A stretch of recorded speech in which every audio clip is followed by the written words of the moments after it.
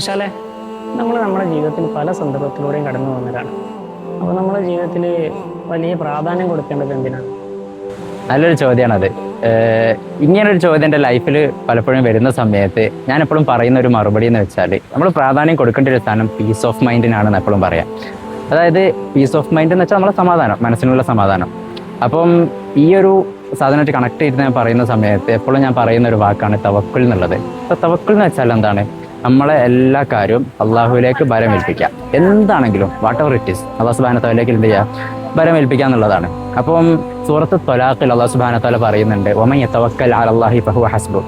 ആരെങ്കിലും ഒരാൾ അള്ളാഹു സുബ്ഹാനഹു വതആലയിലേക്ക് ഭരമേൽപ്പിക്കുകയാണെങ്കിൽ അത് അവന് മോർ ദാൻ ഇനഫ്, അതായത് അവന് ആവശ്യത്തിലധികമാണ്. അള്ളാഹു സുബ്ഹാനഹു വതആല അവനക്ക് കൊടുക്കുന്നുള്ളതാണ്.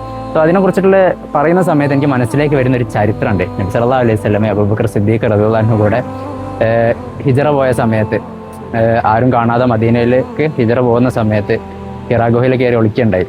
ആ സമയത്ത് ഈവൻ ശത്രുക്കൾ അവരെ ജസ്റ്റ് മുകളിൽ വന്ന് നിന്ന സമയത്ത് പോലും എന്ത് ചെയ്യാൻ പറ്റിയില്ല, ശത്രുക്കൾക്ക് അവരെ കാണാൻ പറ്റിയില്ല എന്നുള്ളതാണ്. ആ സമയത്ത് അബൂബക്കർ സിദ്ദീഖ് റളിയല്ലാഹു അൻഹു ചോദിക്കുന്നുണ്ട്, നബിയെ അവർ കാണുമോ? ശത്രുക്കൾ കണ്ടു കഴിഞ്ഞാൽ അപ്പം അവിടെ വെച്ച് വധിക്കുന്നുള്ളത് രണ്ടുപേർക്കും അറിയാം. അപ്പോൾ നബി സല്ലല്ലാഹു അലൈഹി വസല്ലം പറയുന്നുണ്ട്, ലാ തഹ്സൻ ഇന്നല്ലാഹ മഅനാ, പേടിക്കേണ്ട, അല്ലാഹു സുബ്ഹാനഹു വതആല കൂടെ ഉണ്ട് എന്ന് പറയുന്നുണ്ട്.